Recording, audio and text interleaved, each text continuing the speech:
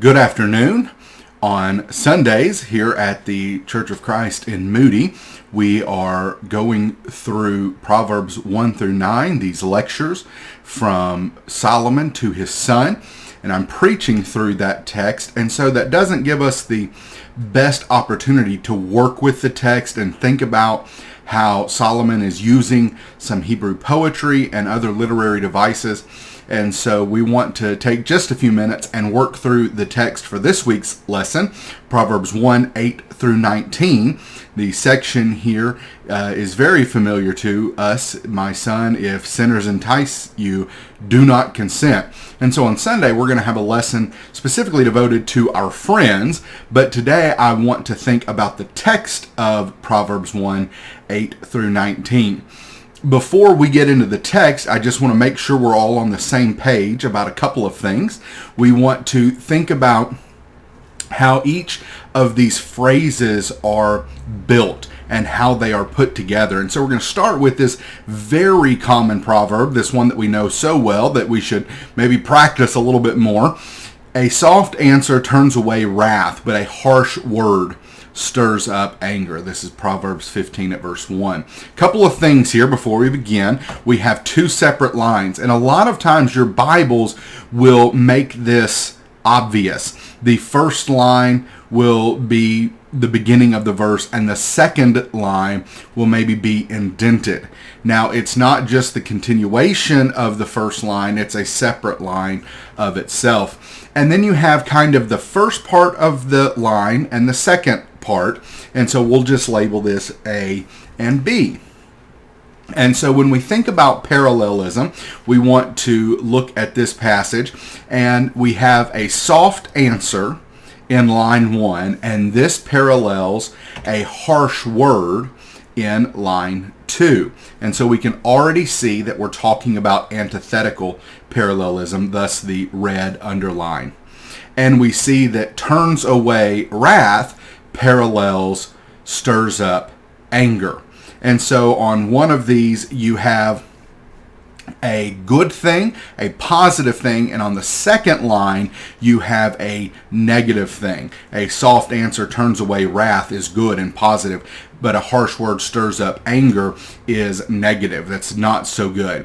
And so what we see is that in each line we deal with A first and then B. And so this gives us an A-B pattern. Sometimes the wise man will invert the second line. And that might look something like this proverb, Proverbs 10 at verse 6. Blessings are on the head of the righteous, but the mouth of the wicked conceals violence. Proverbs 10 at verse 6. Again, we see both lines. And then what we have is kind of the A and the B section. But notice what happens in this proverb. It is not the A-B. This time it is, we see the blessings, and then we see that is paralleled by violence at the end of the line here. And so it's like he flips the second line. And then we have the righteous being paralleled by the wicked. This is another antithetical parallelism. We see that one is positive and one is negative. But what we have, since it looks like he flipped the bottom line, this time we have an A, B, B, A pattern. And that is something that we'll see in our text today. And we'll see throughout Proverbs that he does this occasionally. And I don't know if there is a real rhyme or reason other than maybe the way that the wise man learned some of these proverbs. Sometimes we just say things a certain way, or maybe it just comes out this way. And so we see the A-B pattern and the A-B-B-A pattern. Okay, that's enough technical stuff with that. Let's get into our text. Hear, my son, your father's instruction, and forsake not your mother's teaching, for they are a graceful garland for your head and pendants for your neck. My son, if sinners entice you, do not consent. If they say, come with us, Let us lie in wait for blood. Let us ambush the innocent without reason. Like Sheol, let us swallow them alive and whole, like those who go down to the pit. We shall find all precious goods. We shall fill our houses with plunder. Throw in your lot among us. We will all have one purse. Now, that's not the end of the section, but I can only fit so much on a slide. So let's begin thinking about some of these things here. We have the first few lines here is just kind of an introduction.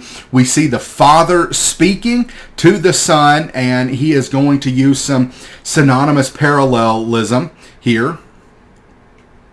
Antithetical parallelism with the AB pattern. We see that here is going to be paralleled by the kind of opposite idea, or the negative side of that, forsake not. And then we see the connection between Father's instruction and Mother's teaching. And so in the first line, we have kind of a positive idea. And in the second line, we have a negative idea. And he says, here's why you should not forsake their teaching. Because it is a graceful garland for your head and pendants for your neck. And so we have the idea of jewelry here, of these things that we add to enhance our beauty. And we see garland and pendants paralleling, and we see the idea of your head and your neck here. And so when we listen to our mother and father's instructions, we are adorning ourselves with this wonderful jewelry that will help us, that will keep us beautiful. He's going to say here, my son, if sinners entice you, do not consent. And then we just have a parallel to this one phrase here. If they entice you, that parallels with if they say. And then what he's going to do here is kind of give us an extra dialogue. He's going to give us their quote, their enticement, their pitch to try and get you to join them. And so now he's going to use all the parallelism, the Hebrew poetry, in this section. He says, let us lie in wait for blood. The letting us lie in wait parallels ambush. Blood parallels the innocent. It's funny that they are actually telling on themselves. They're condemning themselves by advertising the fact that they're going after the innocent and without reason. And then this verse is going to be this ABBA pattern. Like Sheol parallels the pit in the second line. And then swallow them alive parallels and whole swallow them parallels go down, and then alive parallels the idea of whole. And so what we actually have here is an ABCCBA pattern. And some of this was used for memory, and some of it is just clean poetry. We shall find parallels we shall fill. Precious goods parallels plunder. And then he says, throw in your lot. And this is paralleling one purse. He says us, which parallels we here. That's their pitch. That's them trying to get you to join them. And the Father says, my son, if they say this. And then we get the next section. My son, do not walk in the way with them. Hold back your foot from their paths. For their feet run to evil, and they make haste to shed blood. For in vain is a net spread in the sight of any bird. But these men lie in wait for their own blood. They set an ambush for their own lives. Such are the ways of everyone who is greedy for unjust gain. It takes away the life of its possessors. So after you've heard their pitch, the Father says, my son, do not walk in the way with them. Hold back your foot from their paths. We have some antithetical parallelism. The idea here is do not walk. That's a negative statement. Hold back your foot. There's the positive side of that. And we see the parallel behind these ideas going on the way. The way is one of the main themes in the book of Proverbs, as you can see from our opening slide. You have the way of the righteous, but the way of the wicked will perish. And so, we return back to verse 10. My son, if sinners entice you, do not consent. If they say, and then we get their spiel, my son, do not walk with them. For their feet run to evil, and they make haste to shed blood. We see these parallel ideas. Evil here is expounded upon by the idea of shedding blood. All sorts of different types of evil. One of the things that we're specifying here is the shedding of blood, specifically innocent blood. They said that with their own mouths. And then we have a phrase that's going to introduce a bigger idea, kind of this crescendo idea. For in vain is a net spread in the sight of any bird. You can't just walk up to a bird. And when I think about this, I think about trying to kill a fly. You're not going to be able to really sneak up on the fly. You got to move in quick so that the fly doesn't ever see you. But these men lie in wait. And we see that paralleling the idea of ambush. This is their own blood, their own lives. They are setting a trap for themselves. The Bible is clear about this, especially the wisdom literature talks about when you set a trap, you will fall into it yourself. And then he says, such are the ways of everyone who is greedy for unjust gain. It takes away the life of its possessors. And so this idea builds off the last phrases about these men lie in wait for their own blood. They set an ambush for their own lives. And everyone who is greedy for unjust gain, they're going to lose their life. And so we see the ideas there. This is a wonderful passage, and we have to be careful who we associate with. A lot of times, kids will ignore their parents' advice or their parents' concerns about their friends. And what we see from this short passage here in the book of Proverbs from our wise man, we need to be listening to our parents. They have experience with these things. And when they tell us to be careful about these evil people, we should listen. Now on Sunday, we won't be dealing with this text like we have this morning.